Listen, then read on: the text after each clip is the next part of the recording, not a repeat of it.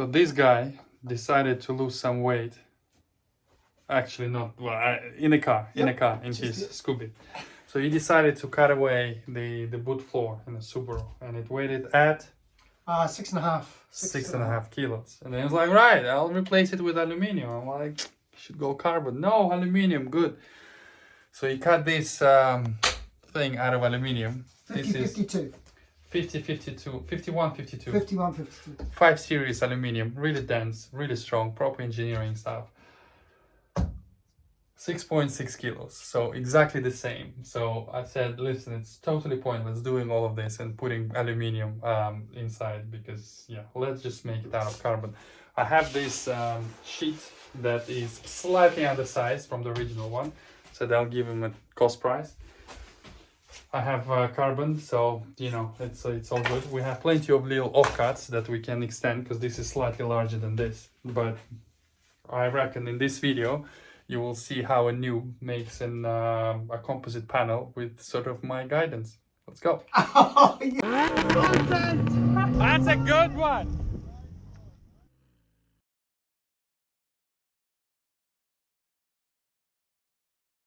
To have that. Are we going to shave it? Yeah, we can shave it. We can do whatever you want to do with it. So then we can go directly to 640. The idea is to, because we're making a sort of, it's a reverse. Remember guys, that one side, this is a panel I made for David Ward. You haven't seen the video yet. Actually, you probably have, I don't know.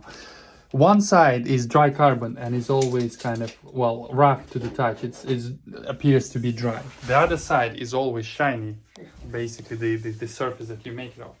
So Rob wants the shiny side at the top and the rough at the bottom. So what we can do, because obviously if you can imagine there's a cutout of the thing, I'll probably show a picture right here. If you can see the cutout of the boot floor, so this foam will actually go on the inside, almost like an insert. So we have to make it ever so slightly smaller. So Rob took some pictures, took some measurements. So we're basically going to trace whatever shape out of this foam. We're going to use his template, because obviously the sides, they mimic the shape of the cutout on each side. And we're going to draw it. We're going to trim it, shave it, and then actually we can take it to the car and place it inside and see how it fits. As long as we know that, yes, this is basically the insert that goes on the inside, then all it takes is literally just lay a bunch of carbons on here, vacuum bag it, infuse it, and Bob's your ankle. There I am. So this is our rough shape. The beauty about this foam is that it can be cut with a normal knife. And you know what? Amazon. Don't forget, I have affiliate links. I bought these knives recently. These are actually quite amazing. They're super cheap because it's Amazon basics, but these are aluminium, so they're really sort of heavy and really heavy duty. And also, you need to press. You see that clicking sound? Because all the other ones, even the expensive ones, they don't have this sound, and there is no sort of tolerance with this. So it doesn't move. So highly recommend. Obviously, my affiliate link in there in Amazon. Go have a look. I just recommend them because this is not the first set I'm using, and they are quite amazing. So now Rob will loosely, well, not loosely, but pretty much accurately. Look at the concentration on his face. The sweat is about to start dripping. Yeah, it is. It's only foam you're cutting. It's no big deal. One more, yeah. Maybe. Yeah, I found it's a lot easier to cut it in 2-3 cuts rather than try and cut the whole thing in one go. It will cut because obviously it's still foam, but you have a lot more control if you just sort of do the first one about a third of the way, and then another one, and then another one, and then just snap off. Nice and easy. Like I said, it just snaps off. All right.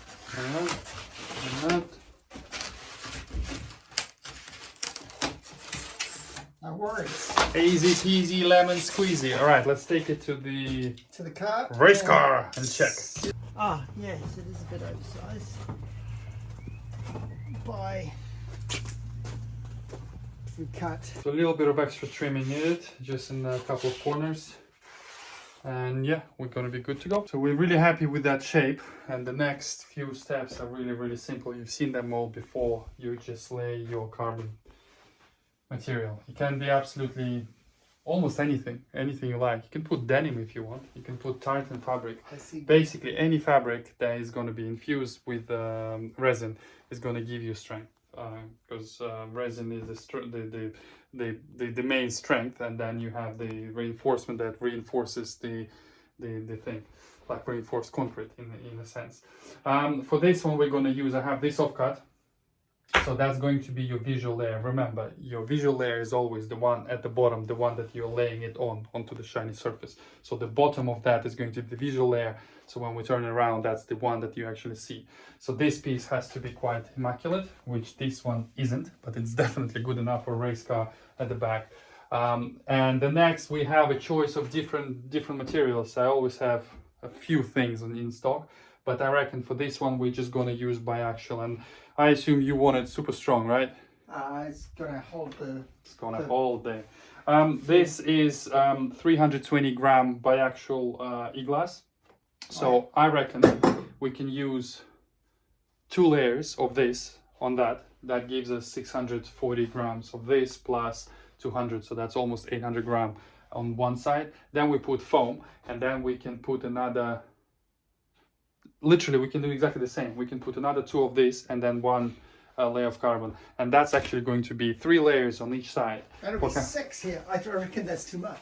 Huh? I reckon that's too much. Too much. That's going to be strong. This is 2 layers. Right. I would This is carbon and 450 biaxial, which is slightly denser. This is this stuff. Slightly denser.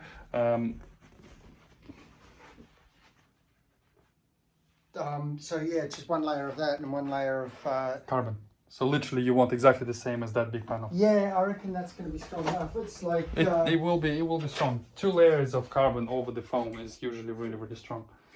So yeah, that lip is basically 4 layers. Yeah, so that is. So this that lip would be the is one. 4 layers. I mean, it does flex actually. Well, of course, because the reinforcement, the core material is what gives you strength. What we can do is bond it and then revert. We can have an extra. We can have yeah, one more of the. One more. Yeah. Underneath. Yeah. So then you have, instead of 4, you can have 5.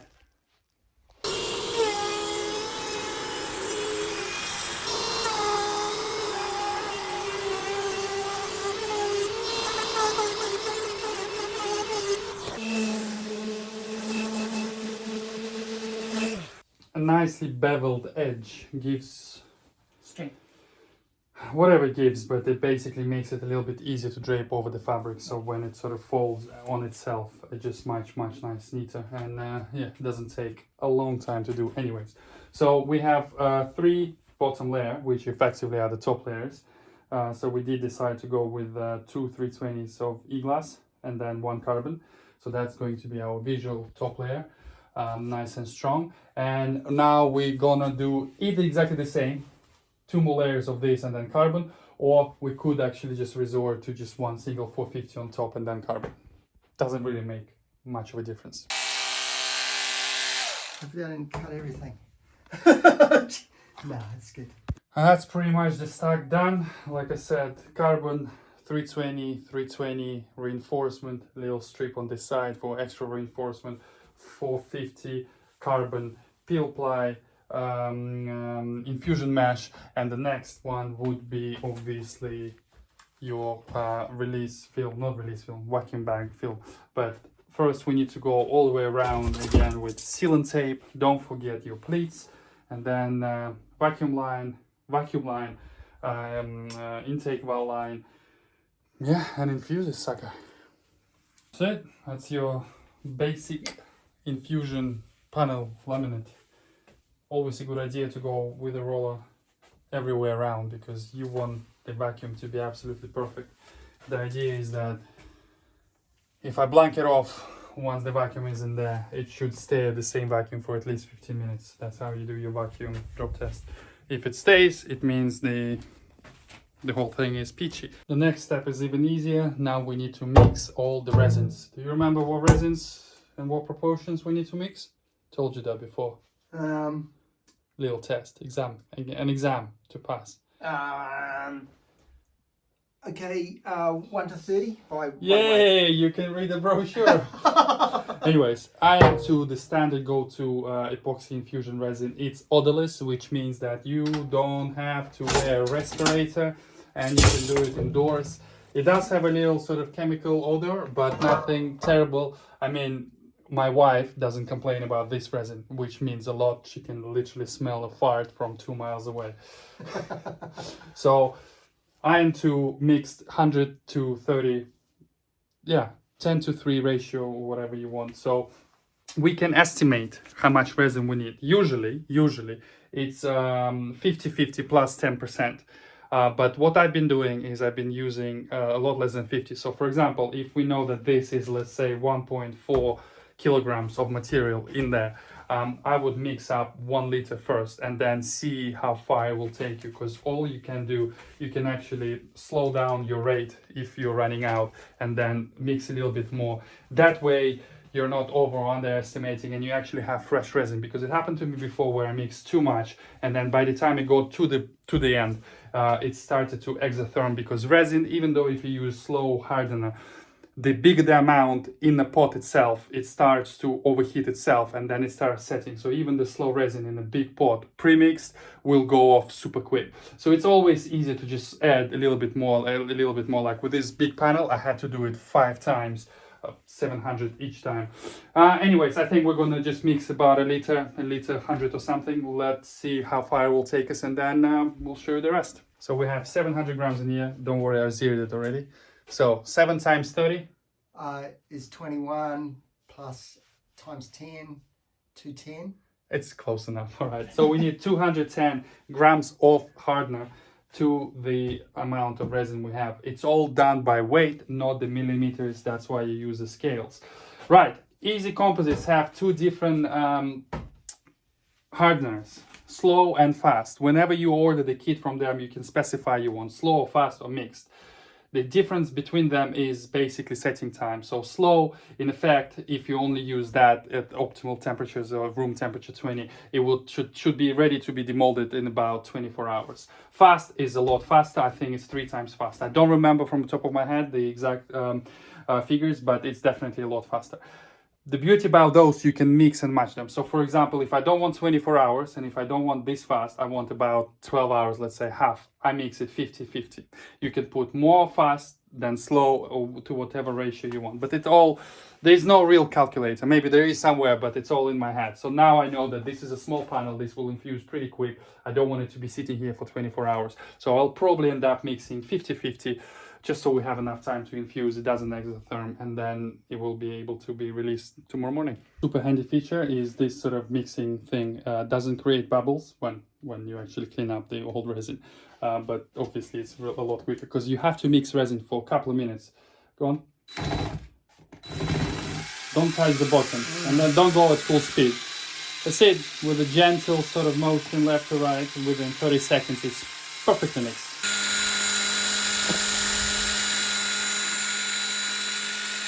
Now we position our pot of resin at the bottom. I use a little trolley. We put the intake tube all the way into the inside. We double check our vacuum, it's at perfect position, and then we open the tube.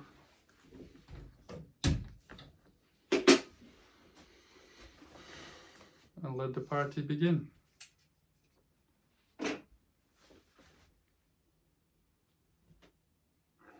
Fast.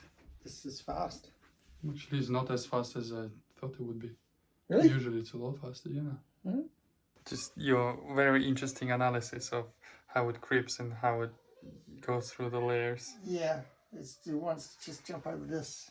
Once it does that, then I'm going to be happier. But obviously it's faster here, and it's slower there. Full vacuum. Happy? It's good. Yeah, just a small little bit left. It's moving pretty fast. Mixed another 50 grams, so we literally just barely have anything, so it should be absolutely fine. Those lines, that's just my visual representation. When you mark a line and then you can actually time it, how long it takes, and then you can estimate how long the infusion will take, but this is just, you know, it's like watching paint dry, but once you put a line, you can actually notice by how far it goes across. So it's just my own reference. 20 seconds. Once the whole thing is going to be done, all I do usually is you block off the intake tube and you keep the vacuum on. It depends on how good the vacuum is. I'll probably end up running the pump for the next 3-4 hours anyways, and then you just sort of clamp it off and keep the vacuum in there. And then yeah, the next morning, that's why I prefer to do it in the evening, even if it's really late, because obviously night gives you extra 8 hours, and chances are you wake up and then boom, the next day everything is ready for you. Yeah, I'm happy, and it's going to be significantly lighter than his 52 51 aluminium 6.6 kilograms panel. Tomorrow.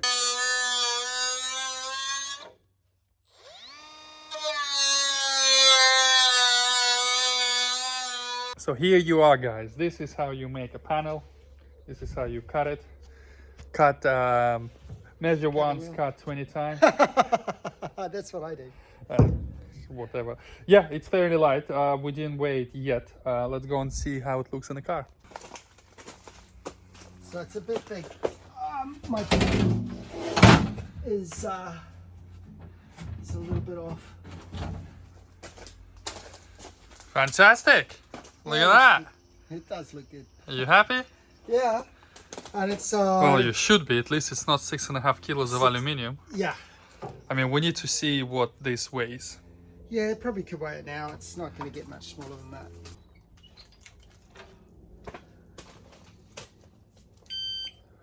Three kilograms, pretty much exactly, because I'm sure he'll Cut some more. find another couple of grams to cut from somewhere.